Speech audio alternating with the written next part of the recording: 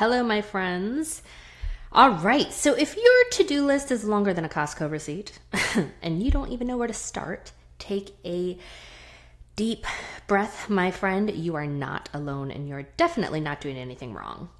In today's video, I'm going to walk you through a few simple ways to prioritize your tasks so that you can move through your day, of course, with more calm, more clarity, and a lot less, what am I even doing right now, energy.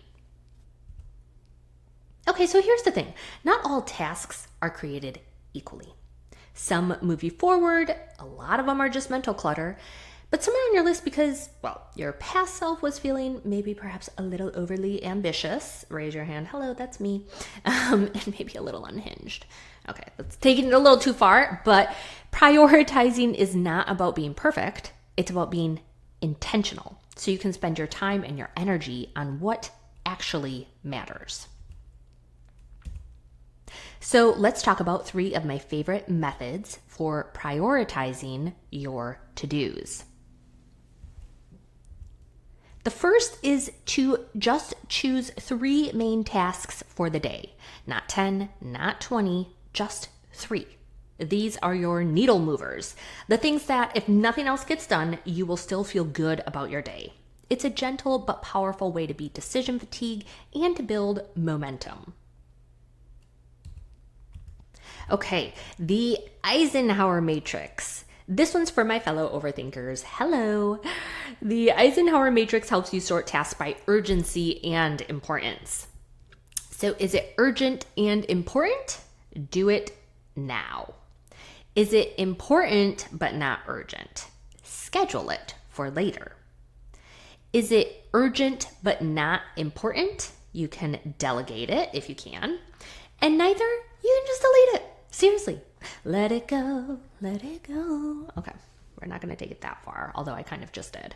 But you can just delete tasks sometimes.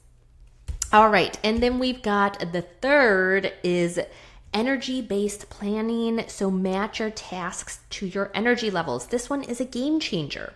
Align your tasks with your natural energy. Morning person, tackle creative work or strategy early in the day. That is totally me. I always plan my most brain-consuming tasks for that first slot of the morning, usually 9 to 11, right? Afternoon slump, that's when admin or laundry or low-lift tasks can really shine. That's when I do like my chores and fill in the gaps between meetings, etc. No more fighting your brain at 3 p.m. to write sales copy. That I have learned is a absolute no for me. But then I have friends who are night owls and get some of their best work done after 6 p.m. Okay, so here let's go through like a real life example. Let's say you've got a list that looks like this. We've got finalize client proposal, answer emails, etc., etc. So using the big 3 method, you would pick, or at least I would pick, finalizing a client proposal. I would probably outline a new offer, right? It's going to move the money and then probably pay my bills because, well, deadlines, right? The rest, I would schedule it, put it for later, or drop it completely. And no guilt, no shame, just clarity.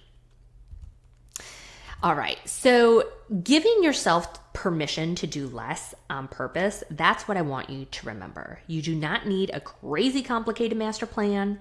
You do need to know what's actually important, and you are allowed to do less on purpose.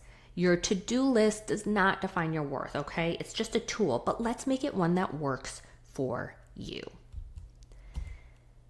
All right, so if this helped, I would love for you to give it a thumbs up and subscribe for more videos like this. And your next task, watch the next video where I'm going to break down how to tackle a big project without the panic. We are going to plan a trip together. So you've got this. I'm cheering you on, one task at a time, and happy organizing.